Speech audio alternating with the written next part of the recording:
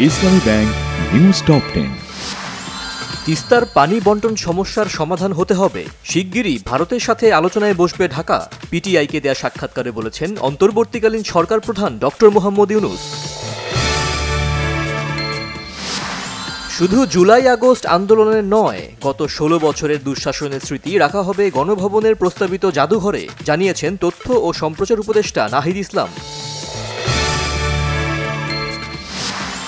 কঠোর নিরাপত্তায় খুলেছে শিল্পাঞ্চল আশুলিয়ার প্রায় সব গার্মেন্টস কারখানা। শান্তিপূর্ণভাবেই কারখানায় প্রবেশ করেছেন শ্রমিকরা। গার্মেন্টস সহ বিভিন্ন জায়গায় বিশৃঙ্খলায় লিপ্ত পরাজিতরা, কালো টাকা ছড়িয়ে চলছে অরাজকতার পায়তারা, অভিযোগ বিএনপি নেতা আমির খসরু মাহমুদ চৌধুরী ও রুহুল কবির রিজভীর। সিরাজগঞ্জে বাস ট্রাকের সংঘর্ষে 3 জন নিহত হয়েছে। ভোর 5টার দিকে বঙ্গবন্ধু সেতুর পশ্চিম পাশে এই দুর্ঘটনা হয়, আহত 10 জন হাসপাতালে। অযত্ন অবহেলায় সরকারি বিভিন্ন দপ্তরের পুরনো গাড়ি নষ্ট হচ্ছে মাদারীপুরে। নানা অজুহাতে তোলা হচ্ছে না নিলামও, চুরি হচ্ছে যন্ত্রাংশ। ফিলিস্তিনের গাজা উপত্যকায় বিমান হামলা চালিয়ে অন্তত 33 ফিলিস্তিনিকে হত্যা করেছে ইসরায়েলি সেনারা।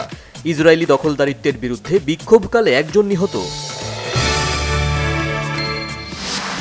যুক্তরাষ্ট্রের সাবেক প্রেসিডেন্ট ডোনাল্ড ট্রাম্পের ঘুষের মামলার সাজা ঘোষণা আসন্ন প্রেসিডেন্ট নির্বাচনের পর পর্যন্ত স্থগিত করা হয়েছে। জয় পেলেও ভুটানের বিপক্ষে ফিনিশিংয়ের ঘাটতি নিয়ে দুশ্চিন্তায় বাংলাদেশ জাতীয় ফুটবল দল। কাটাতে পারলে দ্বিতীয় ম্যাচে আসবে বড় জয়, মনে করেন কোচ ও ফুটবলাররা। দক্ষিণ আমেরিকার বিশ্বকাপ বাছাই পর্বে জিতেছে ব্রাজিল, 1-0 গোলে হারিয়েছে ইকুয়েডরকে। লুকাস পাকুতার অ্যাসিস্টে ইকুয়েডরের জালে বল জড়ান রদ্রিগো।